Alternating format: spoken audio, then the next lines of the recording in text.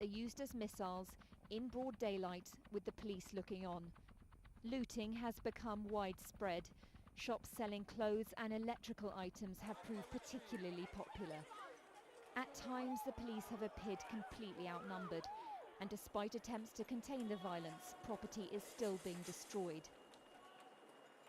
In the southeast of the city, in Peckham, the sky was thick with smoke after a building and a bus were set alight. There were also similar scenes in nearby Lewisham. Since the violence first broke out on Saturday, at least 215 people have been arrested and 35 officers have been injured. The catalyst for the initial rioting was a black man being shot dead by police in the North London neighbourhood of Tottenham. The police say the incident followed an exchange of fire.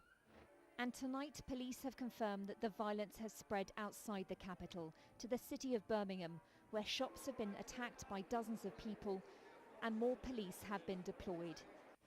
Let me be absolutely clear. Those responsible for this violence and looting will be made to face the consequences of their actions. As the police take statements from witnesses, as they look at CCTV evidence, then more arrests will be made. The questions are uncomfortable. Is this just mindless violence, or has the country failed to address deep social and economic problems that it thought belonged to the past? Victoria Eastwood, Al Jazeera.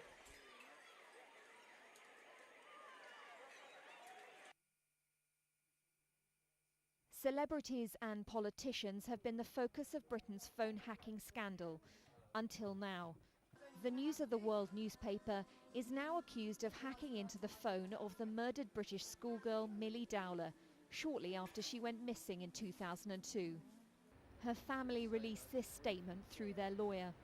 It's distress heaped upon tragedy to learn that the News of the World had no humanity at such a terrible time.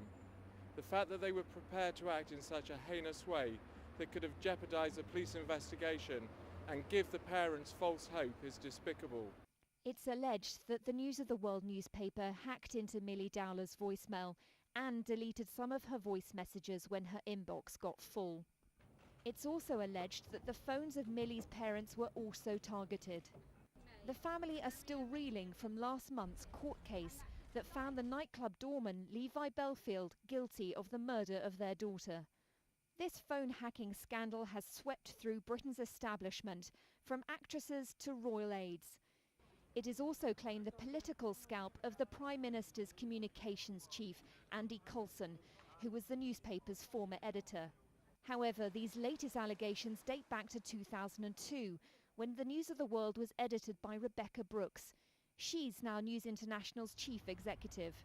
Responding to these latest allegations, News International said, "This particular case is clearly a development of great concern, and we will be conducting our own inquiries as a result.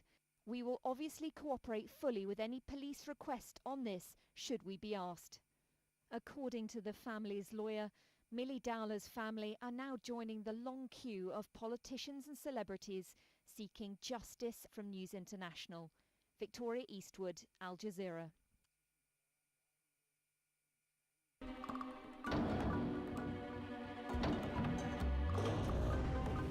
What did you do on the 24th of July 2010? Most people won't remember.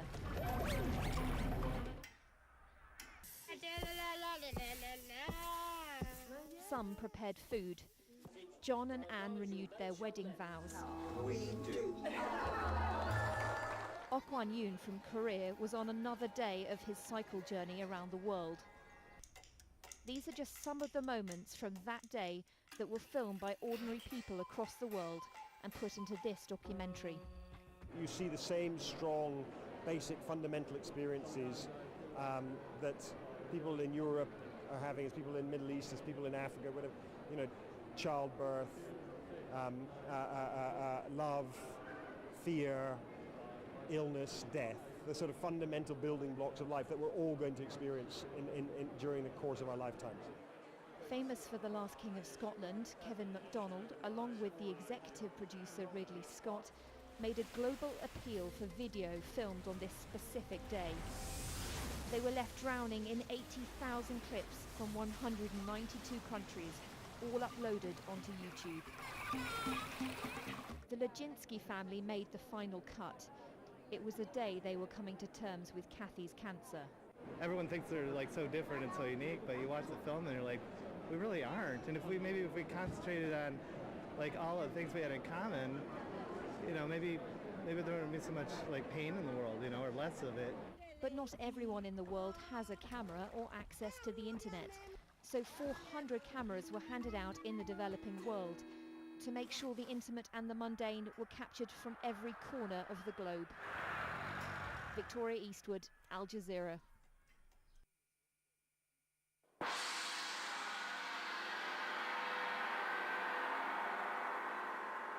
Each small step is a moment of solidarity with Ai Weiwei, China's most famous artist, who's been detained since the beginning of April.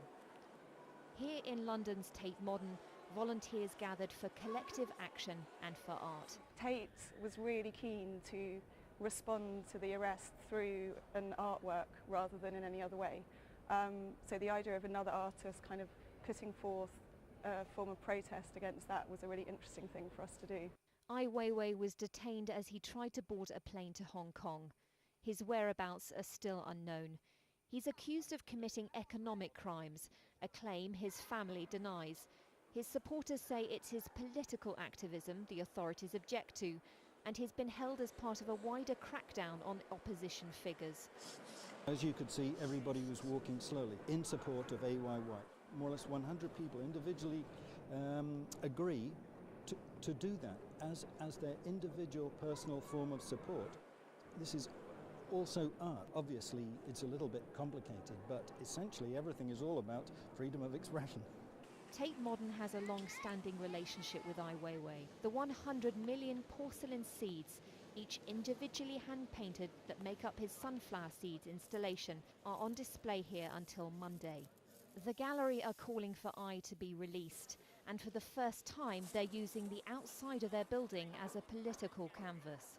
Exhibits at the Tate Modern normally require interpretation, but this message to Beijing is clear. Organisers say it will stay in place until Ai Weiwei is freed. Victoria Eastwood, Al Jazeera, London.